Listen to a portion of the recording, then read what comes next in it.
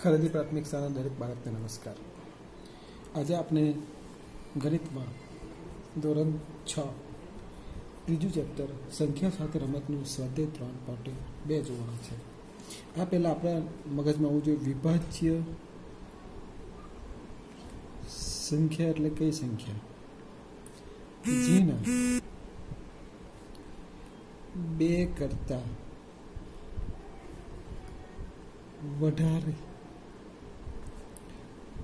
અવયવ હોય તેને વિભાજ્ય સંખ્યા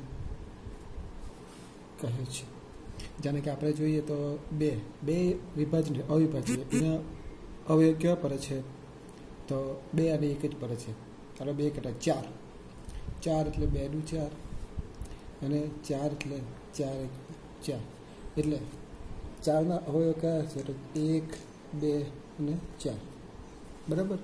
આ રીતના 2 કરતાં વધારે અવયવ પડતા હોય ને તેને વિભાજ્ય સંખ્યા. તો અવિભાજ્ય સંખ્યા એટલે શું?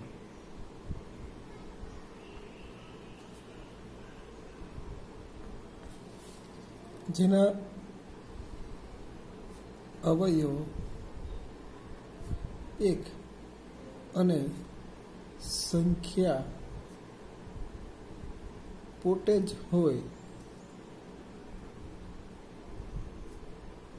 હોય તેને અવિભાજ્ય સંખ્યા કહે છે. તમે 2 જો 2ને કોઈ પણ સંખ્યા નિશેષ ભાગ નહીં શકાય, ખાલી 2 × 2 એટલે 2 અને 1 એના અવયવ છે. તમે 3 જો 3 × 3 એના 2 અવયવ કયા છે 3 અને 1 બરાબર. હવે સ્વાધ્યાય 3.2 ગણવાની શરૂ કરીએ. કોઈ પણ 2 એકી સંખ્યાનો સરવાળો એકી સંખ્યાનો સરવાળો. હવે એકી સંખ્યા એટલે ખબર નથી કઈ સંખ્યા. એકી સંખ્યા એટલે 1 3 5 7 9 11 13 આ બધી એકી સંખ્યા છે. અનંત સુધી આગળ વધે છે. હવે અમારી કોઈ પણ 2 સંખ્યા લઈએ ને આપણે સરવાળો કરીએ. જાણે કે આપણે લઈએ 1 + 3 કેટલા થાય છે 4. 4 શું છે તો બેકી સંખ્યા છે. 3 + 5 કેટલા આવે 8. 5 + 7 કેટલા આવે 12.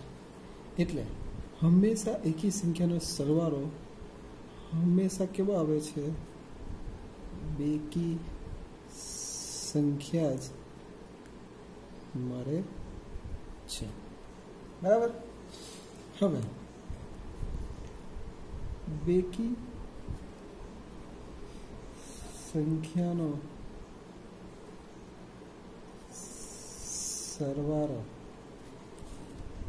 બેકી સંખ્યા એટલે કઈ સંખ્યા તો 2 4 6 8 10 12 14 16 અનંત સુધી. તેમાં આપણે બેકી સંખ્યા લઈએ 2 + 4 કેટલા આવે 6. 4 + 6 કેટલા આવે 10. એટલે બેકી સંખ્યાનો સરવાળો હંમેશા બેકી સંખ્યા જ મળે છે બરાબર. એ બેકી સંખ્યાનો સરવાળો હંમેશા કેવો મળે છે બેકી સંખ્યા જ મળે છે. એટલે આ સવાલના બંને એકી સંખ્યાનો સરવાળો હંમેશા બેકી સંખ્યા મળે જ્યારે બેકી સંખ્યાનો સરવાળો હંમેશા બેકી સંખ્યા જ મળે છે બરાબર. આ છે આપણો જવાબ. 13 અને 31 એ અવિભાજ્ય છે. આ બંને સંખ્યાના અંકો 1 અને 3 જો 1 અને 3 3 અને 1 બરાબર સમાન છે. 100 સંખ્યા સુધી આવી અવિભાજ્ય સંખ્યાની જોડી શોધો. તો પહેલાં આપણે અવિભાજ્ય સંખ્યા શોધવા પડે કઈ કઈ અવિભાજ્ય સંખ્યા છે. ત્યાર પછી આપણે એની જોડી બનાવી શકીએ. અવિભાજ્ય સંખ્યામાં આવશે 2 3 5 7 પછી 11 9 નહીં આવશે કેમ કે 9 તો કેવું છે કંટાળી 9 ભાગી શકાય. 13 17 19 23 બરાબર 26 27 28 બી નહીં આવશે. 29 30 તો નહીં આવે. 31 32 33 34 35 બી નહીં આવે. 36 બી નહીં આવે. 37 बराबर। त्यार पछी 39 बी आवशे, 41 बी आवशे, 43 बी आवशे, 43 पछी 45 46 47 47 आवशे, 48 49 48 बी आई जाए, 49 50 51 51 आवे छे, 17 51 52 53 53 आवशे, 54 55 56 57 बी आई जाए, 58 59 59 आवशे, 60 61 आवशे बराबर। 62 63 64 65 66 67 68 69 70 71 आवशे, 71 आवशे, 71 पछी 72 73 आवशे, 74 75 76 77 77 आवशे, 78 79 79 80 81 82 83 83 आवशे, 84 85 86 87 88 87 आवशे, 88 89 90 पछी 91 बी आवे, 92 आवे, 93 आवे, 94 आवे, 95 आवे, 92 93 94 92 93 तो नहीं आवे, 93 आवशे, 94 95 भी नहीं आवे, 96 97 97 98 तो भागी से 99 भी भागी शकाय छे बराबर। तो आ आपणी संख्या है बराबर। 98 भी नहीं आवशे, 89 पे डायरेक्ट 97 आवशे, 98 भी આપણે ભાગી શકાય તેવી સંખ્યા છે। હવે આમાં જોડી કઈ છે? પહેલી જોડી આ 13 અને 31 તો આવી ગઈ છે એટલે જોડી નહીં બને। બીજી કઈ જોડી બનશે? તમે જોઈ શકો છો એમાં આ 17 અને આ 71। પહેલી છે 17 અને 71। પછી બીજી જોડી કઈ બને? तो 37 ने 73 એટલે 37 અને 73 અંકો સમાન હોવો જોઈએ એવી જોડી આપણે બનાવવાની છે।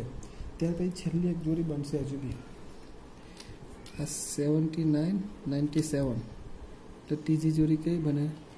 79 97 આ રીતના આપણે દાખલો લખવાનો છે। 20 થી નાની અવિભાજ્ય અને વિભાજ્ય સંખ્યા અલગથી લખો બરાબર। અવિભાજ્ય સંખ્યા એવી સંખ્યા જેના બે જ અવયવ પડતા હોય। 20 થી નાની અવિભાજ્ય એટલે 2 3 5 7 11 13 17 ને 19 બરાબર। ત્યાર પછી विभाज्य संख्या એટલે જેના બે કરતા વધારે અવયવ પડતા હોય। એક તો આવે છે 4 6 8 10 9 ને પછી આ 10 12 14 15 16 18 બરાબર। આટલા અવયવ પડે છે એટલે આ રીતના આપણે અલગ કરી શકાય છે। અવિભાજ્ય સંખ્યા એટલે જેના બે જ હોય। આ બેના કયા ઉપર? તો 2 અને 1, 3ના 3 અને 1, 5ના 5 અને 1, 11માં 1 2 અને 4 3 અવયવ પડે છે। 1 2 3 ને 6 વધારે અવયવ પડે છે બરાબર। એટલે અવિભાજ્ય હોય ને વિભાજ્ય સંખ્યા હોય છે એટલે આપણે ખબર હોવો જોઈએ। ચાલો 1 થી 10 વચ્ચે સૌથી મોટી અવિભાજ્ય સંખ્યા 1 થી 10 વચ્ચે આવતી અવિભાજ્ય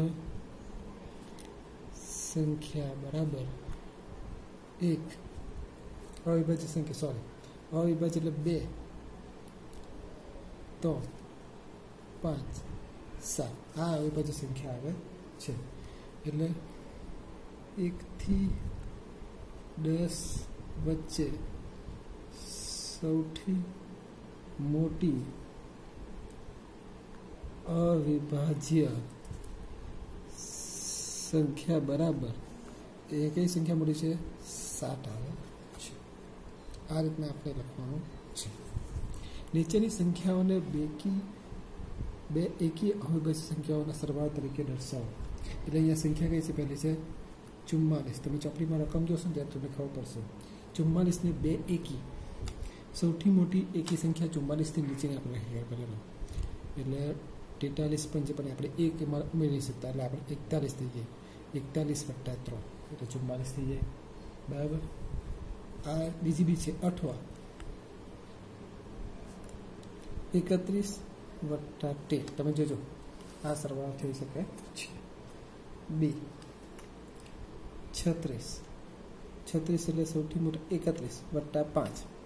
36 નાની અવિભાજ્ય સંખ્યા લખી દેવાની પહેલે 8. બરાબર. 23 + 13 ને 8 કરીને બીજી બી સંખ્યા બની શકે છે. તમે વિચારજો, ઘણા સરવાળા કરવાના. જેને કે આપણે 36 છે તો એવી બી સંખ્યા, જેને કે 29 લઈએ તો એમાં 7 ઉમેરી તો એ પછી સંખ્યા થઈ શકે. તો કોઈ વાર આપણે એવી સંખ્યા લેવાની કે જેનાથી આપણે, જેને કે 27 લઈએ તો 27માં 9 ઉમેરવો, 9 વિભાજ્ય નથી એટલે છે કરવાનું. બરાબર. આ રીતના આપણે એકી સંખ્યાનો સરવાળો કરી એ બે એકી સંખ્યાનો અવિભાજ્ય સંખ્યાના સરવાળા તરીકે દર્શાવી શકાય. 44 ને 36. જો અહીંયા સંખ્યા કેવી લેવાની છે? અવિભાજ્ય સંખ્યા. 41 બી અવિભાજ્ય છે, 3 બી અવિભાજ્ય છે, 31 બી અવિભાજ્ય છે, 5 પણ કેવી છે? અવિભાજ્ય છે. હવે તમારે 24 અને 18 માટે આ હોમવર્કમાં કરવાનું છે. ચાલો, અવિભાજ્ય સંખ્યાની 3 જોડી આપો કે જેનો તફાવત 2 હોય. અવિભાજ્ય સંખ્યાઓની, ચલો અવિભાજ્ય સંખ્યા પર લખી કાઢીએ. અવિભાજ્ય સંખ્યા પહેલે તો આપણે 2, 3, 5, 7, 11 આટલી લે અત્યારે, ને એમાંથી આપણે એનો એવી જોડી બનાવીએ કે એનો તફાવત 2 થાય. તો એટલે 5 - 3 તફાવત કેટલો થાય? 2. બરાબર. 7 - 5 તફાવત કેટલો થાય? 2. બરાબર. ત્યાર પછી અહીંયા એક બીજી સંખ્યા લે 13. 13 - 11 તફાવત કેટલો થાય? 2. બરાબર. એવી સંખ્યા તમે બીજી બી લઈ શકો, જેને કે 31 બી અવિભાજ્ય અને 29 બી અવિભાજ્ય 2 થાય. ત્યાર પછી 43 બી અવિભાજ્ય અને 41 બી અવિભાજ્ય કેટલા થાય? 2 થાય. એટલે આ રીતના આપણે જોડી બનાવી શકીએ. અવિભાજ્ય સંખ્યાઓ લેવાની, એનો તફાવત 2 કરવાનો છે. અવિભાજ્ય સંખ્યા. બરાબર. અવિભાજ્ય સંખ્યા બરાબર ધ્યાન આપજો. વિભાજ્ય સંખ્યા એટલે જેને આપણે ભાગી શકાય, જેના 2 કરતાં વધારે અવયવ તેને વિભાજ્ય, અને જે અવિભાજ્ય એટલે જેના 2 જ હોય, જેને આપણે ભાગી નહીં શકાય. આ 2 ને આપણે ભાગી નહીં શકીએ, 3 ને બી નહીં ભાગી શકીએ, 5 ને નહીં ભાગી, 7 ને, 11 ને, એને એ જ સંખ્યા વડે ભાગી શકાય. બરાબર. આપણે લસા હોટીએ તો 2, 3 ને 5 તો 2 વડે ભાગીએ, 3 ને 5 એમ જ રહી, 3 વડે ભાગીએ, પછી 5 વડે. કેમ ભાગીએ? એને આ જ સંખ્યા વડે આપણે ભાગી શક્યા છે. નીચેનામાંથી કઈ સંખ્યા અવિભાજ્ય છે? અહીંયા 4 સંખ્યા આપેલી છે. 23, 51, C 37 અને D 26. હવે 23 અવિભાજ્ય સંખ્યા ભાગી શકાય છે 23 ને કોઈ સંખ્યા વડે. તો 23 અવિભાજ્ય સંખ્યાઓ 2, 3, 5, 7, 11, 13, 17, 19 વડે નિશેષ ભાગી શકાય નહીં. બરાબર. નિશેષ ભાગી શકાય નહીં. એટલે 23 કેવી છે? અવિભાજ્ય સંખ્યા છે. અહીંયા બીજી આપણે 51 લઈએ તો 51 કેવું છે? તો 51 ને આપણે ભાગ્ય તો 3 વડે, 3 × 3. બરાબર. 2, 3 × 7 = 21. એટલે કેટલા?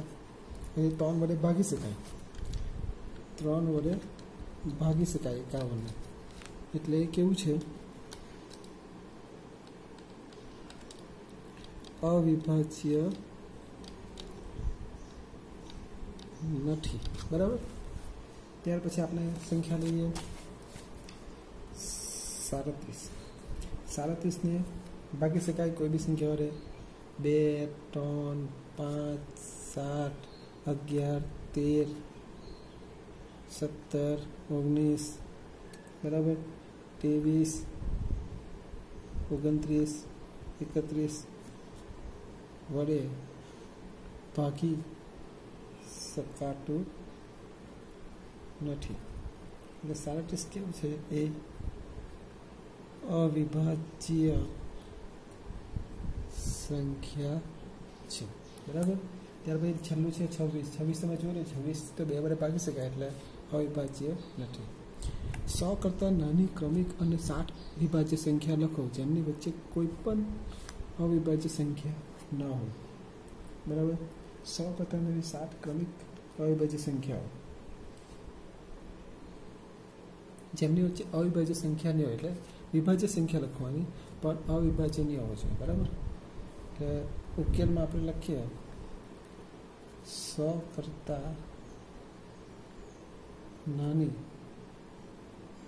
ક્રમિક 60 વિભાજ્ય સંખ્યા જેમની વચ્ચે કોઈ પણ અવિભાજ્ય સંખ્યા નહીં આવે.